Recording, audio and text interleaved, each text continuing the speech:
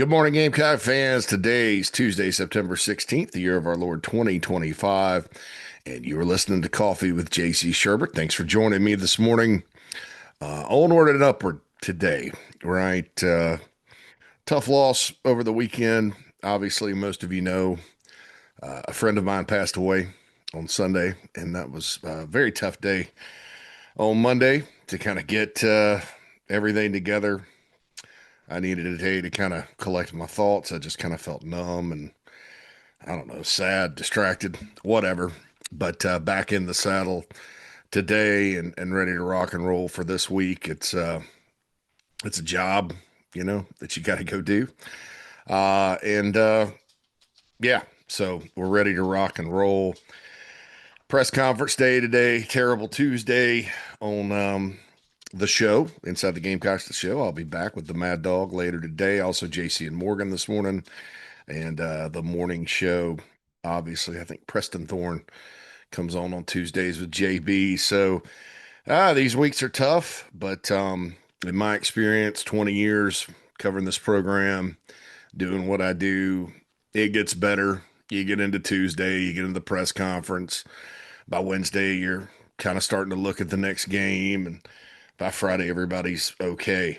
In terms of mindset, that's fans and everybody else. Hopefully, the team is the same. Shane Beamer, defiant a little bit as he tends to be after a loss, and didn't make excuses. Just said they got to get better.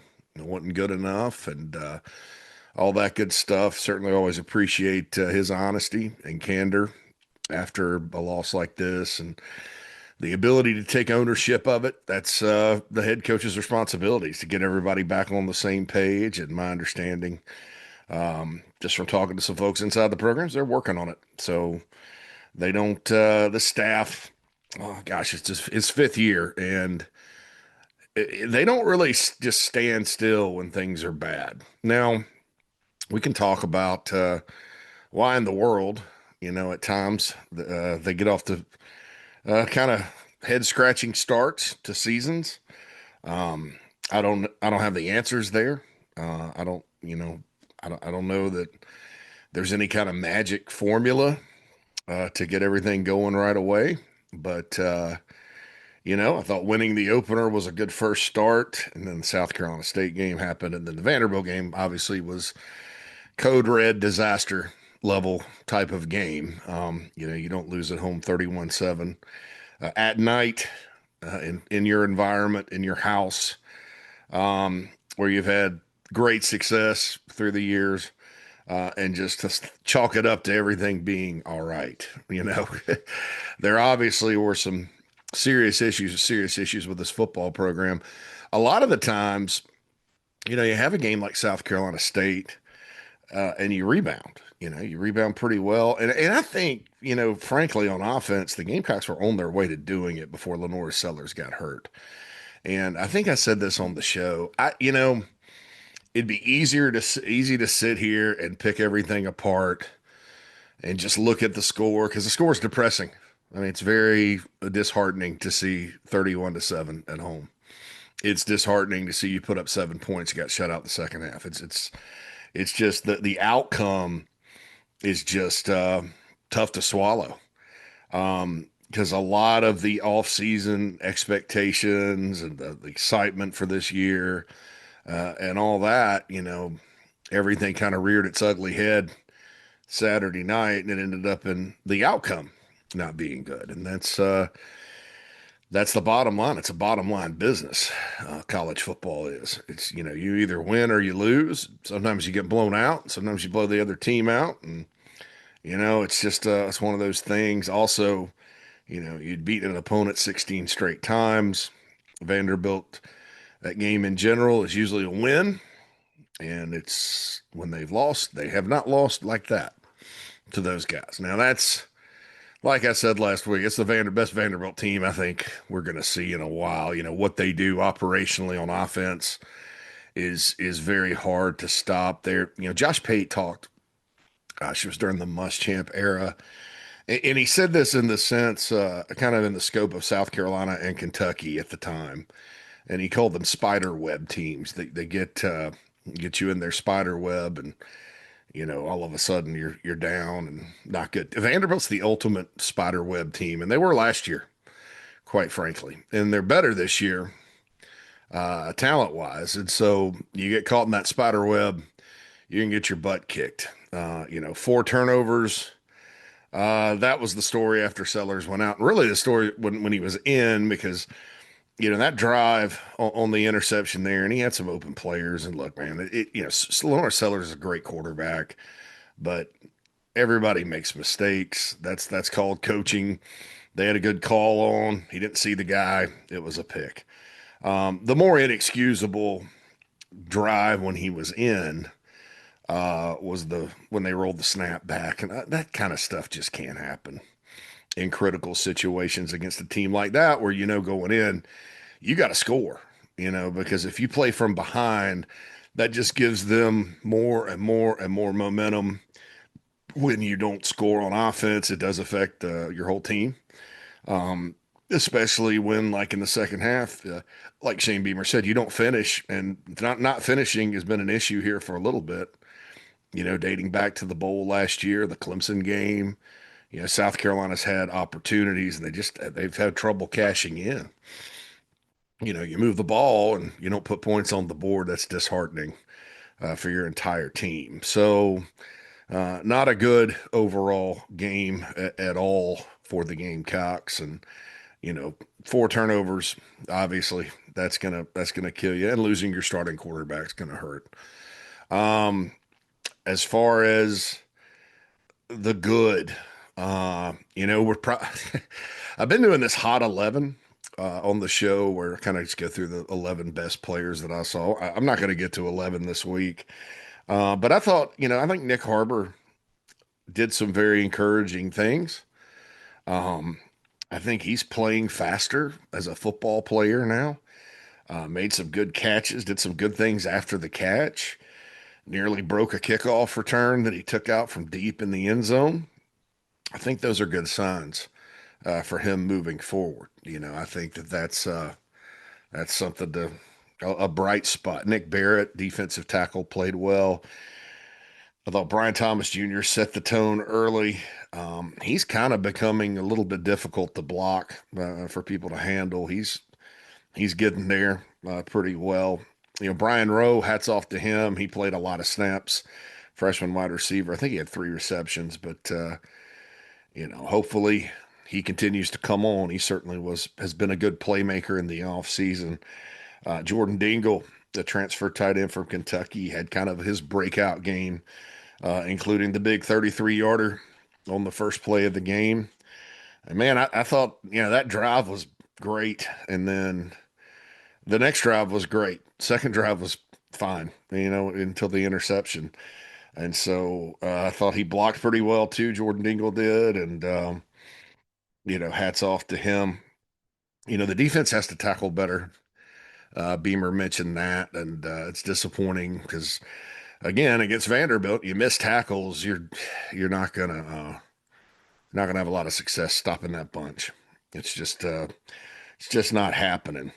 Beamer said in the Sunday night teleconference, Dylan Stewart was good to go, so no ejection or no suspension for him after the unsportsmanlike call. So good. They're going to need him, obviously, and the whole defense to play much better to have any chance this weekend in Columbia, Missouri, where a very good Missouri team awaits them. Missouri's opened at a 13.5 point favorite. So we'll see. We'll see about LaNorris Sellers. You know, sometimes these things linger a little bit. Sometimes they don't. Beamer said they were optimistic, but I think that overall, like I said, it'd be easier just to dismiss, just be kind of a school marm here, a strict school marm. I'll never forget, like Little House on the Prairie, that lady that had the ruler, you know. It'd be easy to sit there and be intolerant and all that good stuff and say, well, they should have done better anyway. And they should have, because they moved the football with Luke Doty in at quarterback. And you got to finish and you got to not have turnovers. But I think it would be sort of disingenuous of me to not say, obviously, this offense needs LaNorris Sellers out there at quarterback. He's a great player. Although, he'll probably tell you himself he hasn't played his best game yet. So that should give you hope that if LaNorris hasn't played his best yet, there were good signs early against Vandy with him. He finished, I think, 6 for 7. Only one was the interception, and hung in the pocket, threw the ball, ran it okay, that kind of thing. But that's obviously, you just want the offense to operate well, put points on the board, all those obvious things. And Beamer in his teleconference mentioned statistics, and after 3 games, I tend to agree with him on that. Uh, at some point, yeah, 3 games is kind of when you start looking at the stats, but it's a lot of it's relative to competition. Um, Although Virginia Tech, I think we found out it's not very good. So that's their coach got fired. So I don't, that probably was a game that could have been better. And that game wasn't that bad. I mean, I thought for an opener against a Power Four program like that really pushed a lot of its chips in the middle to try and win that football game. Um, that's a tough one, especially with the you didn't know what they were going to do, all that good stuff, and the Gamecocks ended up winning. But the two after that have been calls for greater concern. Strangely enough, both games were at home and at night at Williams-Brice Stadium. So, and they got another night game coming up against Kentucky, 7:45 kickoff on SEC Network here in a couple of weeks. You really wish, and I don't know. I mean, you play like you've played, and Kentucky could easily come in and get you in their spider web and beat you. I can assure you, Mark Stoops isn't sitting there thinking that we're just going to roll over for South Carolina. They're probably looking at it right now and thinking, well, gosh, we got a chance to go in there and win the game and all that happy jazz. And so, but Missouri has been such a tough out for Carolina on defense since Eli Drinkwitz has been there. Even last year, as good as that defense was, we all saw Missouri run the outside zone play pretty effectively against this defense. I don't know that Carolina's been super successful stopping their run game in the 4 years Clayton White's been at Carolina and Eli has been at Missouri. They have a really good back and Ahmad Hardy. They got out of the portal from Louisiana Monroe. He was one of the better ones. Defensively, they're loaded on the defensive line. That's problematic going out there, especially with the way the South Carolina offensive line has elected to play. It's quite a challenge, you know. So you almost wish you didn't have to go out there right now, but you do. There's nothing you can do about it. You got to go play. And I can tell you this, that these guys bounce back pretty well. They always have under Beamer. It wouldn't surprise me at all if Carolina went out there and played a good game. Will they win? I don't know. Missouri's a good football team. I don't know that I would pick them to win. I don't know that I'm going to. Um, that's why I hate making picks because there are different scenarios for this game, just like there was the Vandy game. But I don't know that you can realistically pick them to win right now. But is it hopeless? A hopeless cause? No, it's not a hopeless cause. I think South Carolina's got to go play a good football game to win. And lots of stranger things have happened through the years. I mean, Missouri was, I guess, a couple of years ago in 2022, Missouri was struggling. They came into Columbia for an afternoon kickoff and disaster struck, and Carolina couldn't move it. And Marshawn Lloyd got hurt, and it ended up being a 13-point Missouri victory. Missouri, I think, finished 6-6 that year. Gamecocks finished 8-4 and went to the Gator Bowl. But that on that one day, Missouri was much better. Carolina didn't have a lot of answers for them, especially offensively. So, you may have them right where you want them. Mizzou may get overconfident, and they haven't really played a team like the Gamecocks. Kansas is a team I really like. I have a lot of respect for, and that's a rivalry game. And Missouri got down early. I watched most of it. They were down 21-6. Amazingly enough, the same score the Gamecocks had them down by at halftime last year before they rallied. And they rallied and ended up dominating on all facets of the game until late. Kansas was down, and they can't take, there you go. Kansas didn't finish on one of the plays. It was a back and forth, and then Missouri pulled away 42-31. And then other than that, they beat Central Arkansas and Louisiana Lafayette. Those are their other two wins, but they've looked good. Bro, Pribula. My man Kreger has told me how to pronounce it. Phil pronounced it yesterday on the show. The quarterback they got from Penn State's a good player. He's a lot like Diego Pavia. Tough runner, creator with the football in his hands. They have good receivers. I mentioned Hardy. They have an offensive line that's going to be a challenge, a handful. Like I said, the run game, we all know what Eli Drinkwitz is all about as a play caller, a runner of offense, and it's going to be tough.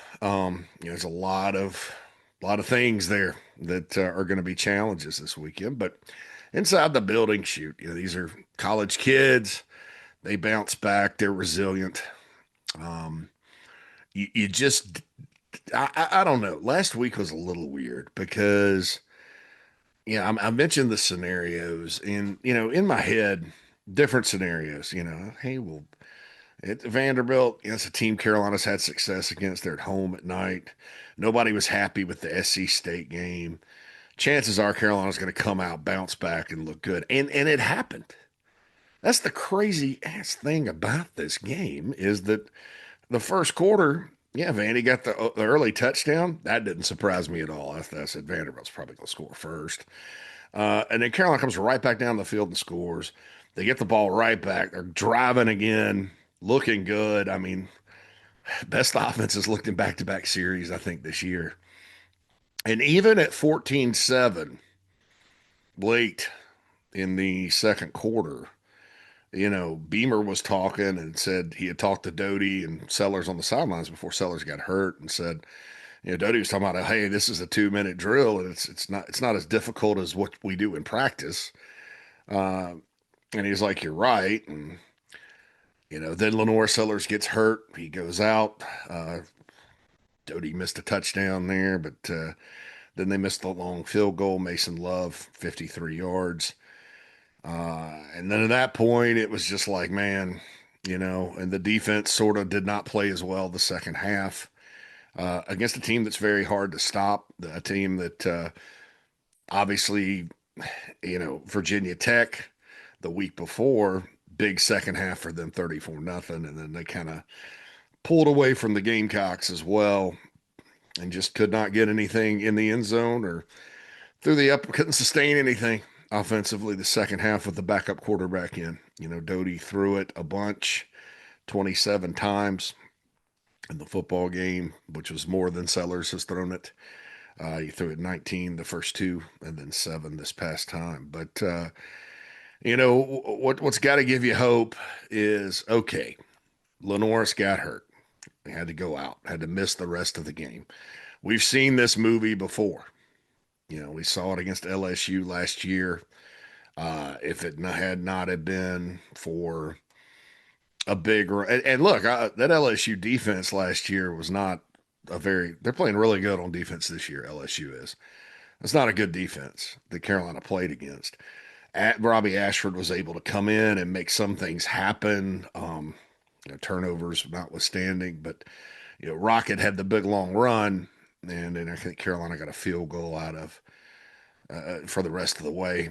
Had a 33-29 lead, and then we know what happened in that one. But you saw that was a big deal when Sellers went out, and again, SEC home opener again, and the he didn't like what was it, his ankle or something last year. It wasn't like that. So this is something you can bounce back from and recover from. So that's the hope is that South Carolina can, that first part of the game where Sellers was playing at a high level, maybe that's a sign of things to come.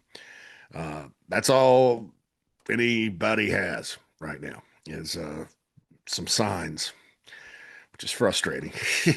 You'd rather have more than just signs. I feel like we're searching for. I mean, I don't know. We're like on a great quest, and there's signs here.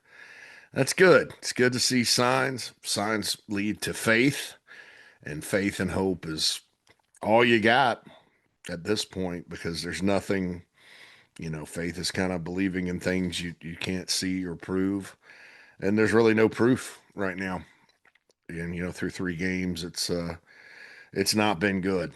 It's not been good. But if you put LaNorris Sellers back in the football game on Saturday night, and you believe that he was playing well enough, which I believe he was, maybe a sign of things to come, which would be good for this team. I thought everything early on offensively was solid, and that's play calling included in all of that. I felt that it wasn't the play call on the interception because there were guys open, several of them. It was just a quarterback making a decision that hmm, maybe maybe wasn't the best one, but that's going to happen, folks. Every good quarterback makes bad decisions. But I like I said, I'm not sitting here blowing sunshine at anybody. You're right to be upset, disappointed, whatever. What the Vanderbilt loss does fundamentally, though, is okay. So all the hype's done, right? All the top 20 ranking that's done. There's going to be people that are going to laugh and talk about how bad South Carolina's been, and that's fine. Um, you can't disagree with those people now. But all that's over. Now it's time to go out and play football like you're capable of playing. And if that happens, good things will happen for this football team as the season goes on. It's a brutal schedule. And lo and behold, just about everybody that's on the schedule, there's always those couple of teams that may have a down year. When you look at it, you're like, oh, well, this team's not as good as they should have been. Everybody looks pretty good right now. Kentucky may be the one team that you look at and go, well, those guys are probably not. But everybody else, Vandy obviously looks a lot better than people thought. Missouri, I thought it was ridiculous to pick them 12th in the league to begin with, knowing the personnel that they have and the fact that their schedule, they're at home, the whole time. Mississippi State looks better than they did. Ole Miss had a big win against Arkansas. And Arkansas does not look bad. Texas A&M won at Notre Dame. I mean, all the teams on Carolina's schedule look very formidable right now. And so it's problematic. It doesn't mean it has to stay that way. It doesn't mean that Carolina has no chance. But I'll tell you this, they have no chance if you're only putting up 7 points or 17 or whatever. It counts on the scoreboard is what how we determine who wins and loses football games. Obviously, some of the stuff's so obvious.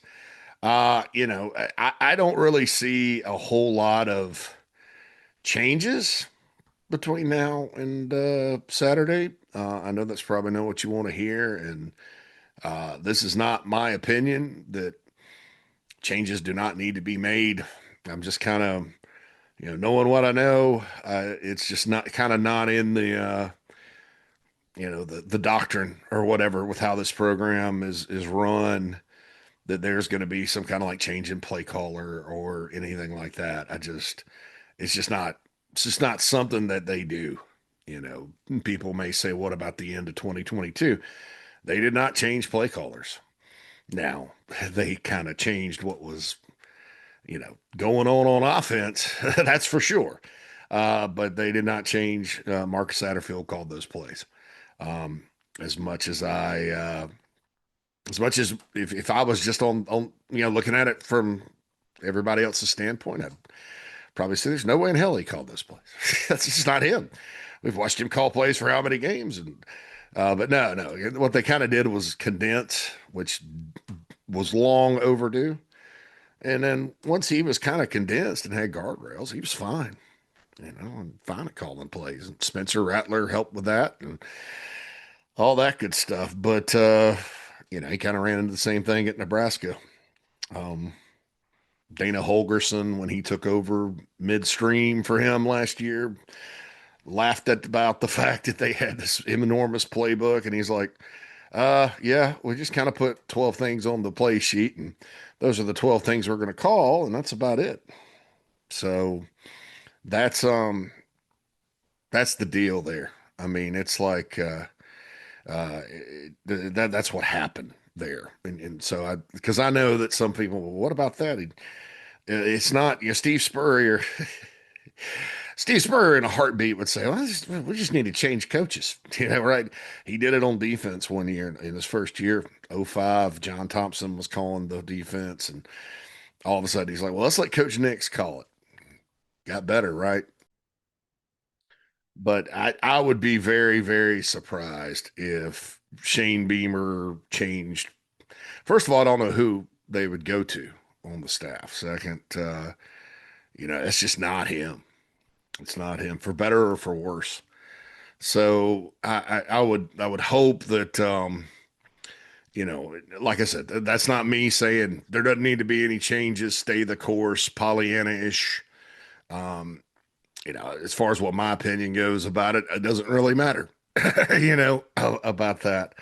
Um, I think that there's some different things you could try incrementally to get things going, especially in the run game. I mean, as well as Rasul Faison played, and he was one. I didn't write it down, so I didn't mention it, but I thought, that was one of the things I liked. I've mentioned that. I like the fact that, I'd said I could make a case for other running backs and, getting the ball. And, Matthew Fuller and Jawan Howell are two of those that I kind of, kind of was thinking about too. But Faison, I thought when he had the opportunity early on, obviously played pretty well. He does some things that you really like with cutback lanes, especially. That's when you do zone blocking. It's the running back. A lot's on the running back. He's got to read it and cut back. Thought he did a fantastic job on a few of those runs to get there, including the touchdown. Um, that's a player I think you could be kind of excited about um, moving forward. There's a reason why they wanted to get him eligible, but I really, I know like I said, it's hard to find a lot of bright spots, but Rasul ran the ball, I thought, effectively at running back. Outside of that, though, there was very little. There was lost yardage plays. It was just, you have to run the ball better than that in this league. Um, and Carolina appeared to kind of be on their way to be a little more balanced, and it was real nice. It's just unfortunate the Sellers got hurt. So, you got to hope that LaNorris is ready to go for Missouri. And like I said, it'd be easy to sit here and just call it all a disaster and just gloss over that. But man, I think that's pretty important. If your best player on offense is out and that's your quarterback, and you're playing a good football team, that's a team that, what I like about Vandy is their moment. They're not front runners, but they're also a team that when they get ahead of you, that makes them even more difficult to beat. A front runner team would have never come back against Virginia Tech. A front runner team would have, wilted with the Gamecocks, and they don't do that. But you don't want them to get ahead of you. I think a lot of teams have found that out because the longer that goes, the more confidence they have, and boy, they are ready to play on Saturday night. Missouri is definitely not that way. I've seen them too many times over the last 2 or 3 years get into bad situations where they're down and then they come back. I mean, you could Oklahoma had them beat last year and they got a fumble recovery for a touchdown. Auburn, told this story many times. Auburn has them down. Brady Cook goes to the hospital, comes back, leads them back to victory. I mean, nobody in college football talked about that, but that was impressive to me. And then I watched them in Columbia do what they did and come back and probably thought they should have won the football game. And that, even in the bowl game against Iowa that they won and got to 10 wins, Iowa had some things that could have allowed them to win the game. And so it's going to be important to kind of stay with these guys on Saturday as well. But back to Vanderbilt, you just can't get behind like that, and your quarterback goes out, and that's pretty much Katie bar the door. So who knows? But yeah, like I said, it's not. Don't underestimate that LaNorris Sellers going out as being, one of the direct reasons why the outcome was like it was. Just one real quick back to changes. Now here are some things I could see. I could see maybe some offensive linemen a little bit. I don't want to be specific about it. Some of that stuff the other night, even the play LaNorris got hurt. A guy just comes right up the gut. And I don't know, sometimes offensively, when you're into, I guess, what they call slide protection, stuff like that, there are guys that do run free, and it's up to the quarterback to hit the route. And LaNorris did. He delivered the ball, hit the hot route, boom, no sack. The pass was complete. But, I mean, man, that play, the guy ran right at him, and it just right up the gut on a delayed blitz. And, man, that was just that was one where maybe it wasn't the best. I don't know. You can't predict that. That's what he's coached to do. Most quarterbacks are hit the route, take the hit, move on. Just an unfortunate play right there. So yeah, Carolina's got a lot of work to do. I think now, again, the hype's over, the preseason buzz is over, reality is set in, and the reality is, that this team has to get better for the season to even be close to what a lot of everybody involved thought it could be. You got good news here is that Sellers will be back, hopefully this week. The good news is Beamer's teams do get better. He said it, and obviously there's a lot to get better on. The bad news is it happened, and they're 2-1 and 0-1, and not a great start to SEC play, and a lot of streaks are over now. The night home SEC winning streak's over. The Vanderbilt winning streak's over. Beamer still hadn't started 3-0 in a season. I don't think the Gamecocks have started 3-0 since 2012. It reminded me a lot of that Kentucky game. And as far as how it played out in 2017, of course, there's no quarterback injury in that one, but just kind of a night game. Things started pretty well, and then, disaster set in. Reality disaster, whatever you want to call it. But one game does not define a season, as we all know. It's college football. Teams change for the better. And, the Gamecocks, I'm not going to nowhere to go but up. But after that outcome, yeah, I mean, there's not a lot of room to get very, very much worse when you score 7 points and you've 17 before that, and you missed a bunch of tackles, gave up a bunch of third downs on defense. The secondary has to start hitting a little bit better, tackling better, being more physical. It's very surprising to me that they haven't necessarily been. I was talking to somebody the other day about missing Nicky Manware a little bit, and that's true. We knew that was going to happen. I mentioned that. There's just nobody really like him back there, but I'm not hanging all this on DQ Smith and Peyton Williams. So anyway, it is what it is. We'll see where the Gamecocks go from here. And the bottom line is they need LaNorris Sellers back badly, and the quicker that happens, the better. To have any shot at Missouri this weekend. Don't forget the morning show coming up. Glad to be back today. I was a little rattled yesterday, as I said, but onward and upward, right, folks? It's a long season. There's way more football left to be played. You never know. This may be a blessing in disguise because a lot of times teams may think they can just and I'm not saying the Gamecocks did this. This would be very unbeamer like, but a lot of times you go get your butt beat like this and it wakes everybody up and they're like, all right, and then there's a greater emphasis on fixing the things that needed to be fixed.